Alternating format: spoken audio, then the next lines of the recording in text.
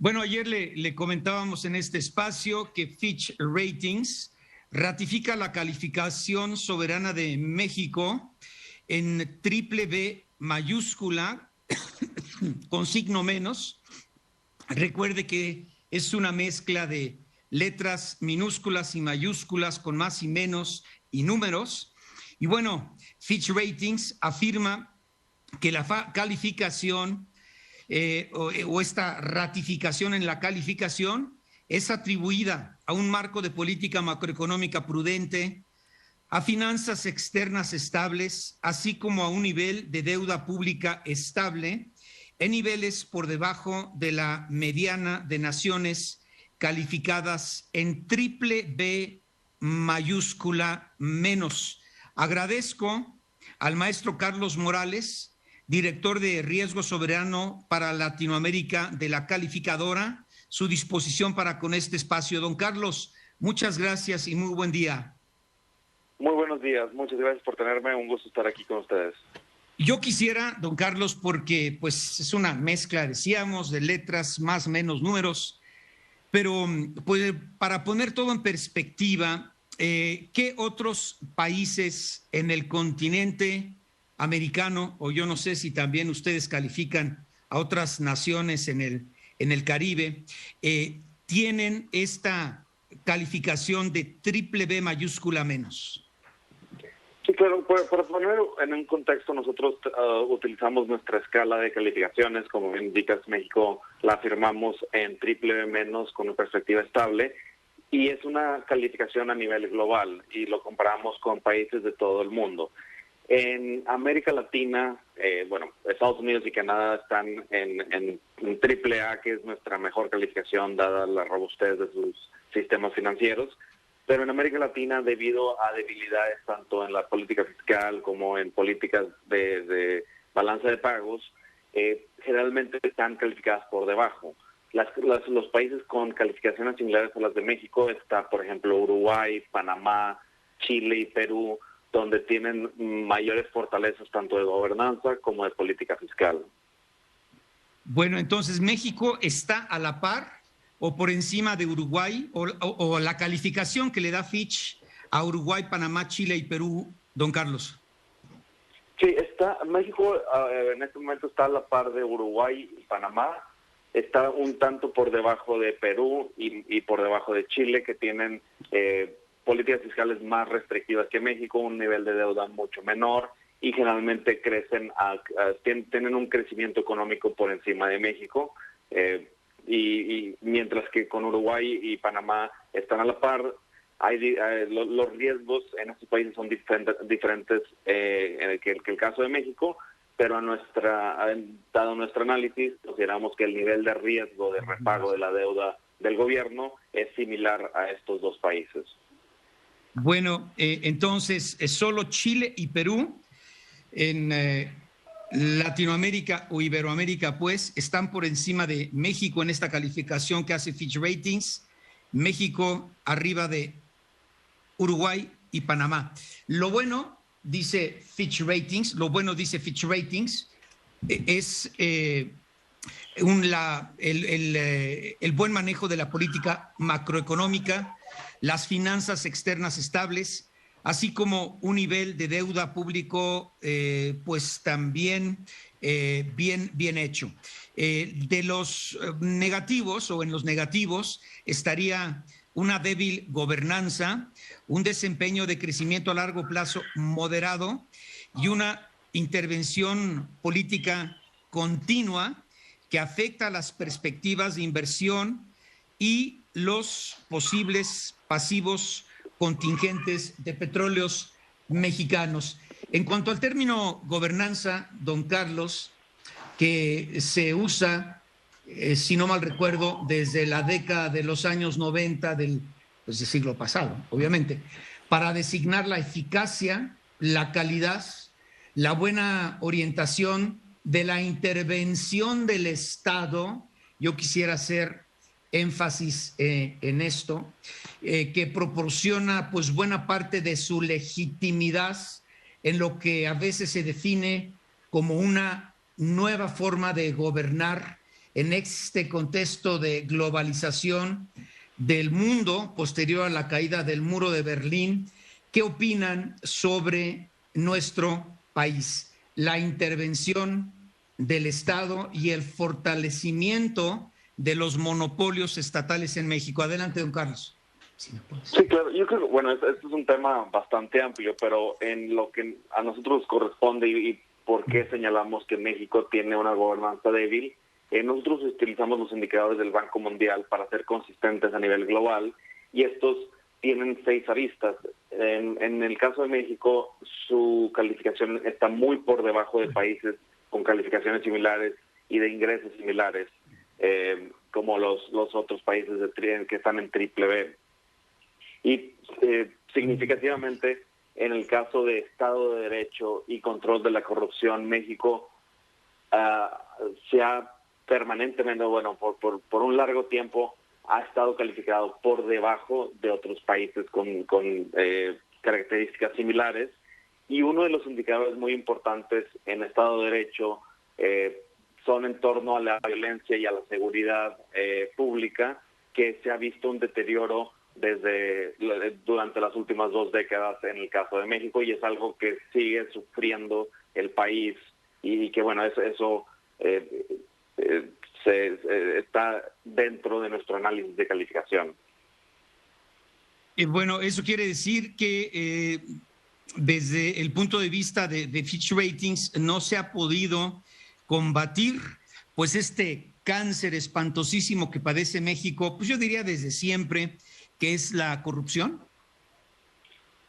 Sí, ese es uno de los pilares que calificamos dentro de estos indicadores, y nosotros tenemos un modelo que contiene 18 variables para poder cuantificar el nivel de riesgo de cada país, y este es uno de los pilares que utilizamos para nuestras calificaciones. Y como indicas, el control de la corrupción y el Estado de Derecho generalmente están correlacionados con una mayor capacidad de pago. En el caso de México, este indicador es relativamente débil, pero como contraparte señalamos que las instituciones macroeconómicas son mucho más fuertes de lo que este indicador está señalando. Consideran, porque a veces son muy respetuosos y pues no dan ninguna opinión o recomendación, y mucho menos hacen pronósticos ustedes, don Carlos, pero en el rubro de la corrupción, México está entre los más corruptos en relación a el resto de Latinoamérica, Brasil y el Caribe. ¿O sigue estando, aquí, pues, más bien? ¿Sigue estando? Uh-huh. Sí, aquí, utilizando los indicadores del Banco Mundial, México sí está por debajo de otros países en Latinoamérica, y de hecho está bueno, hacemos un listado, está dentro de los peores calificados en este rubro de control de la corrupción, y tiene un nivel similar a Guatemala, Nicaragua, países con un nivel de ingreso mucho menor que México, y está por debajo de otros países latinoamericanos con niveles de ingresos más similares, como es el caso de Uruguay, Costa Rica, Perú y Colombia. Bueno, oiga, pero por otro lado, la parte macroeconómica, finanzas externas estables, como también un nivel de deuda pública manejable y un crecimiento a largo plazo moderado, dan ustedes como puntos positivos para mantener a la deuda soberana de nuestro país en estos niveles? Sí, estos rubros son por la base por la cual hemos afirmado nuestra calificación. Lo que hemos visto en el caso de México es que las instituciones macroeconómicas, por ejemplo el Banco de México, la Secretaría de Hacienda, han determinado que la estabilidad macroeconómica es la prioridad más importante, sobre todo en este contexto de choques externos que hemos vivido durante los últimos 2 años.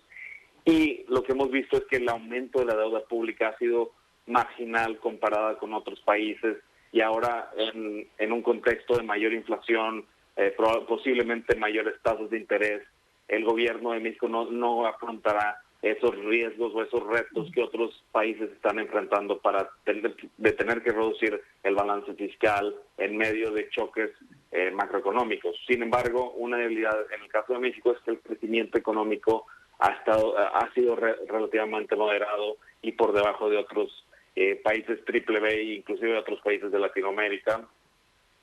Y esto se debe a bajas crecimientos en la inversión privada, que esta ha sido afectada por políticas intervencionistas. Bueno, regresamos a la parte final de esta charla con don Carlos Morales, director de Riesgo Soberano de Latinoamérica de Fitch Ratings. Fitch Ratings ratifica la calificación soberana de México en triple B mayúscula menos. Por ejemplo, decía don Carlos, para un comparativo, Estados Unidos y Canadá está en triple A mayúscula. México mejor calificado que Uruguay y Panamá, Chile y Perú, al menos por el momento por encima de nuestro país. Pero bueno, don Carlos, están llegando algunos comentarios y preguntas para usted del auditorio. Dice, ¿cuáles son los riesgos que prevén en Fitch Ratings para México si continúa la política de fortalecimiento en los monopolios estatales? Sí, un riesgo de fortalecer más los monopolios, bueno, las compañías estatales y este tipo de intervención de alejar la capacidad de invertir por parte de compañías privadas afectan el entorno económico y a su vez afectan el crecimiento económico, y esto tiene diferentes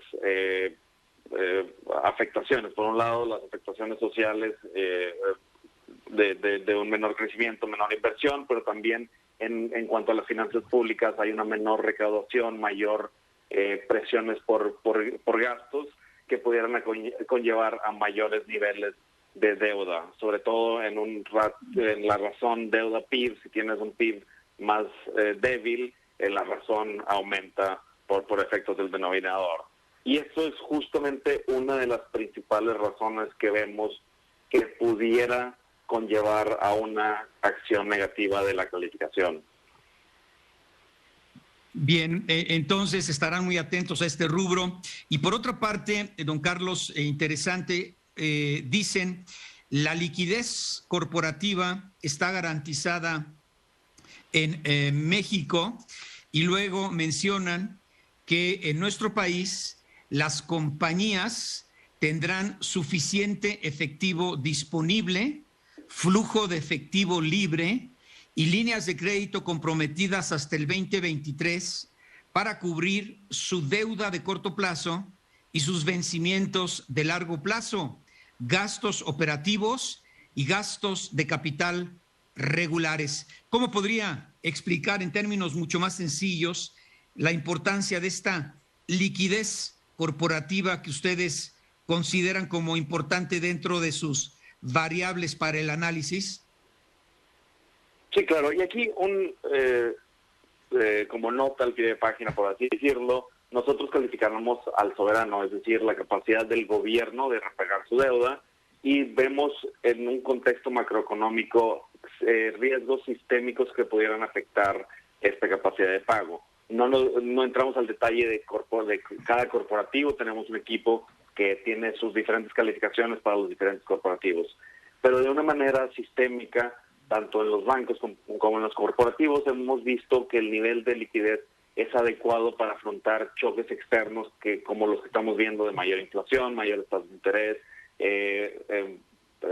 presiones sobre posiblemente menor crecimiento en Estados Unidos. Y la importancia de la liquidez en el corto y mediano plazo radica en que reduce las presiones por rebajar la deuda. Si estuviéramos en un contexto donde nos preocupa la liquidez del gobierno, en el corto plazo estaríamos hablando de una calificación muy por debajo de la que actualmente tenemos para el caso de México.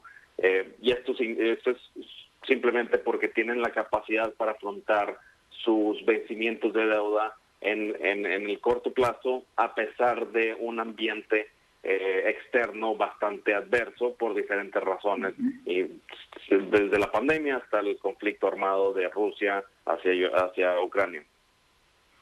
Bueno, y todo esto que usted menciona, también pues se tiene que considerar por los efectos que está padeciendo la economía mundial. Ya vimos esta reacción y este miércoles negro en las bolsas el día de ayer, que es el de la inflación, el aumento en las tasas de interés. Y le preguntaría ahora, con base en el crecimiento, dicen ustedes, sostenido para la economía mexicana de más o menos 2%, ¿no? Si no me corrige, por favor, para este año y el 2023, si prevén la posibilidad de que podamos incurrir en una estanflación o en una recesión. Sí, bueno, en este momento nosotros estamos estimando que el crecimiento llegaría a 2% en el 2022. De hecho, revisamos hacia la baja el crecimiento para este año, lo teníamos en 2.8%. Previo a esta revisión de calificación, y lo hemos revisado a 2% debido a los riesgos en el contexto externo. En este momento estamos viendo que la probabilidad de una contracción de la economía durante este año es relativamente baja. Sin embargo, no vemos una capacidad de recuperación más alta para el caso de México, como hemos visto en otros países una vez que han salido de los principales choques por la pandemia.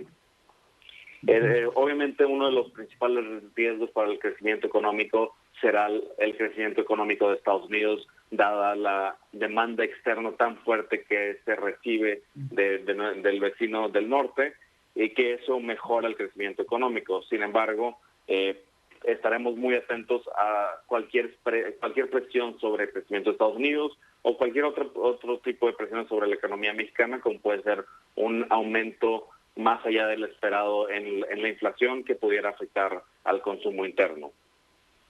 Bueno, también no hacen recomendaciones y son muy respetuosos, lo entiendo, don Carlos, pero el intervenir menos, que el Estado intervenga menos en el rumbo de la economía y en el mercado, podría también pues añadir puntos positivos para mantener esta calificación. Bueno, como bien indica, nosotros no hacemos ninguna recomendación de política pública, es más el análisis de lo que representa y cómo afecta al crecimiento económico. Sin embargo, lo que vemos en México es que hay grandes oportunidades debido a las tensiones comerciales entre Estados Unidos, China, y tener cadenas de suministro más cortas, una oportunidad de traer producción hacia el país y tener mayores exportaciones hacia Estados Unidos, y simplemente traer más inversión, tanto privada doméstica como inversión extranjera directa. Y para eso tienes que tener un Estado de Derecho fuerte, con reglas del juego claras, sin modificaciones puntuales por cada cambio de administración. Eso es lo que ha afectado la inversión en los últimos años. Y nuestra manera de pensar es, si se aumenta la inversión privada, aumentaría también el crecimiento potencial o el crecimiento de mediano plazo para el caso de México. Oiga, licenciado, en relación a este tema, están llegando opiniones del auditorio. Decían que una intervención política continua que afecta a las perspectivas de inversión. ¿Se refieren a ustedes a que es imprescindible e imperativo recuperar como llamamos aquí, las 3 Cs, un ambiente de certidumbre, de confianza y de credibilidad para el arribo de nuevas inversiones extranjeras, y también fortalecer las nacionales que sean generadoras de empleos en el largo plazo, aprovechando las ventajas comparativas y competitivas que tiene nuestro país frente a otras naciones como China? Ciertamente, comparto esa opinión, y sobre todo pensando en que las inversiones privadas de construcción, proyectos de infraestructura y demás son pensando en años, en largo plazo. Entonces, para realmente dar el paso e invertir en un país, tienes que tener certidumbre de largo plazo para realmente hacer negocio. Si no hay certidumbre jurídica, eso pudiera afectar el apetito por invertir en el país. Bien, oiga, usando los números que a ustedes también les gustan, si nos vamos del 1 al 10 y usted estaría dispuesto a responder con base en este termómetro del optimismo, ¿qué calificación le daría en este momento al futuro de la economía norteamericana con respecto a la mexicana, del 1 al 10? No, es muy difícil dar ese tipo de calificaciones. Lo que sí diría un 8, porque hay un gran estímulo fiscal en Estados Unidos en este momento que ha conllevado a fuertes niveles de consumo y producción industrial. Sin embargo, se vienen tiempos más difíciles dados los altos niveles de inflación, las políticas de confinamiento en China que afectan el suministro hacia la economía estadounidense. Entonces, lo que yo diría es, estamos bien por este momento, pero continúan los riesgos a futuro. ¿Estados Unidos estaría en 8 o México, dice usted? Estados Unidos. ¿Y México, por dónde lo pondría usted? México lo pondría más como un 6 o 7, por debajo de Estados Unidos. 6 o 7. Bueno, de todos modos optimista. Don Carlos Morales, director de Riesgo Soberano de Latinoamérica de Fitch Ratings, yo lo aprecio muchísimo su tiempo para con este espacio y también por su claridad en conceptos y respuestas para el auditorio. No, muchísimas gracias. Es un honor estar aquí con ustedes. Gracias. Bueno, vamos a marcar otro paréntesis y regresamos.